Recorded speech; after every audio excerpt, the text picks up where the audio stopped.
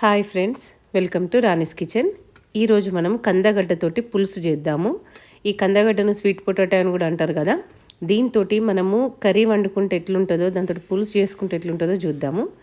First మనము stove పైన గిన్నె పెట్టుకోవాలి. కొంచెము లోతున్న గిన్నెనే పెట్టుకోవాలి. అందులో కొన్ని మెంతులు వేస్తున్నా నేను, కొన్ని మిరియాలు.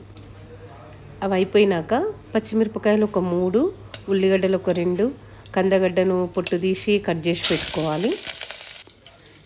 ఆనియన్స్ వేసుకుందాం. ఇవి కూడా బాగా వేగద్దు. ఆనియన్స్ కూడా కొంచెం పెద్ద పెద్దగా కట్ చేసిన నేను.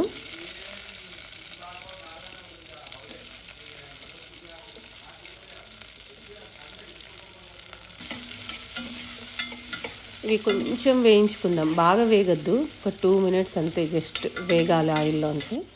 ఆ తర్వాత ఈ కందగడ్డలు చూసింటారు కదా, పొట్టు తీసేసి మనకు కావాల్సిన సైజులో కట్ చేసుకుందాము. కొంచెం పొడుగ్గా వెడల్పుగానే కట్ చేసుకుంటే బాగుంటుంది, ఎందుకంటే తొందర ఉడుకుతుంది కదా కందగడ్డ. అది ఉడికిపోయేసరికి మనకు కొంచెం అలా మెత్తగా అయిపోతుంది. అందుకే కొంచెం పెద్ద సైజులో కట్ చేసుకుంటే మనము తినేటప్పుడు కూడా పీసు నమిలి తింటే బాగుంటుంది. తర్వాత పసుపు వేసుకుందాము.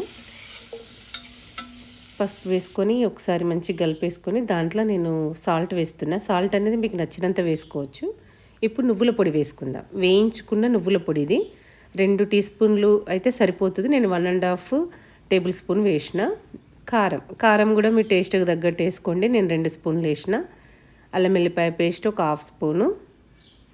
ఆ తర్వాత చింతపండు రసం ఉంటుంది కదా, నేను ఒక పెద్ద నిమ్మకాయ సైజు చింతపండు తీసుకొని దాన్ని రసం తీసి పెట్టుకున్నా. రసం పోసినాక మూత పెట్టేసుకోవాలి. మూత పెట్టేసుకుని ఒక 10 మినిట్స్ మనకు మరగాలి అది పులుసు. చూడండి మరుగుతుంది కదా. 10 మినిట్స్ మంచిగా మరిగినాక అందులో కొంచెం షుగర్ వేసుకుందాం. ఆల్రెడీ కందగడ్డ స్వీట్గానే ఉంటుంది, కాకపోతే కొంచెం షుగర్ వేసుకుంటే ఇంకా బాగుంటుంది. తర్వాత కొంచెం ధనియాల పొడి, కొంచెం కొత్తిమీర వేసుకుంటే మనకు కర్రీ రెడీ అయిపోయింది. ఇది బాగా కూడా ఉడకద్దు, జస్ట్ ఒక 10 మినిట్స్లో మనకు కర్రీ రెడీ అయిపోతుంది. బాగా ఉడికింది అనుకోండి, కందగడ్డ మెత్తబడిపోయి మనకు తింటుంటే కందగడ్డ తిన్న ఫీలింగ్ రాదు. చూడండి నేను ఇట్లా కట్ చేసి చూపిస్తున్నా. ఇంత ఉడికితే సరిపోతుంది, బాగా ఉడకొద్దు. బాగా పేస్ట్ లాగా అయితే కూడా మంచిగా ఉండదు టేస్ట్.